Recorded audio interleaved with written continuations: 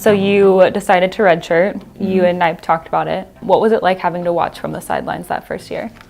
I mean, at first, it hurts your ego a little bit. Like, I'll be honest, like, you're thinking, oh, I just came off this awesome season at a junior college. Like, oh, I should be out there. But the truth of the matter is it's necessary. It was necessary. So I just made a promise to myself that I wouldn't go to practice and just zone out for 2 hours, because there's always great knowledge being spewed out by not only our coaches, but also our experienced players. And after doing that for a whole year and being able to play the next year, you don't skip a beat.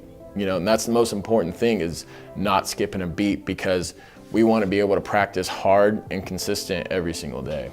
So you finally get to that point where you get to play and you've earned that spot. Right. And then 9 sets into the year, you go out with an injury. Yeah. Tell me about that moment. Okay. It was just in a drill. Like, we weren't playing 6-on-6. We were working on blocking.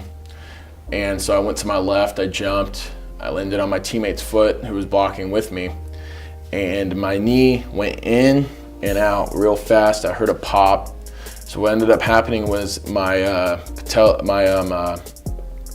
kneecap dislocated and shot through my femur, taking off 2 inches of bone and cartilage off the outside of my femur, tearing my MCL, my ACL, my meniscus. They went in, did an arthroscopic surgery, cleaned everything up. They put holes in my femur so the bone and cartilage could grow back. And then I couldn't walk for about 6 weeks.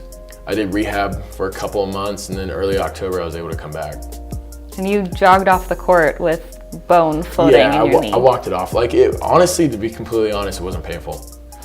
It was not painful, but you go down, you just know something's wrong. You didn't want it to be as serious as it was. Yeah, so you just, my trainers are telling me, oh, you're gonna be fine. Everyone's telling me, you're gonna be fine.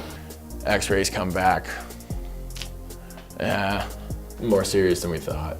Definitely one of the roughest moments of my life, I really victimized myself.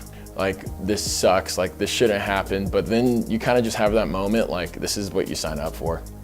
Like, bottom line, like, you sign up for waking up at 6 a.m. and lifting, you sign up for going hard for 2.5 hours every day, and then you sign up for the possible injury that can coincide with it. It was a serious fall off of the emotional high I was feeling after being able to play, after sitting a whole year out, but I just always looked forward. That was the most important part, was looking forward. So what was the biggest lesson that you learned the year that you were out due to your injury? To not take it for granted. After the injury happened, after it found out like I was gonna be out for 8 months, I had my coaches, my teammates, my family, all supporting me just so tremendously, giving me so much love, And I really accredit them for me being able to come back harder and better than I was last year. And so I realized, like, I took that for granted as well. Would you say that you are now a better player or person because you went through that experience? Oh, for sure. Like, I actually believe I'm a better player than I was before I got hurt. It's about competing with myself, about how much I can get better, because I know, like, I may not be able to do this ever again. I'm not gonna have this forever. So I need to be as good as I possibly can for as long as I can, and that starts with every single day. How did you go from the sidelines to now starting for that #1 team in the nation? Effort, hard work. And now you lead your team in total blocks and blocks per set.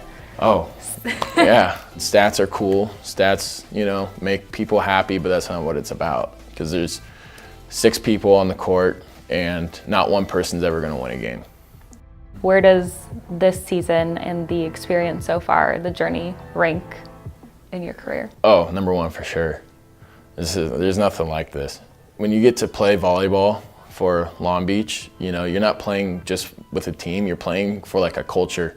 And then on top of that, you got your teammates who are just incredible. I have the most incredible teammates in the world. I have the best coaching staff in the world. So what's it like pulling on that Long Beach jersey and stepping out into the pyramid? Oh, it gives me shivers every time, Like, I wouldn't want to be anywhere else. I wouldn't want to do anything else, but put on my Long Beach State jersey, you can go out and show other people that we work harder than you. So we're gonna come after you right now, no matter what team you are. if you're the other #1 team in the country or you're not ranked, we're going to come out and we're going to play hard. We're going to play Long Beach State volleyball.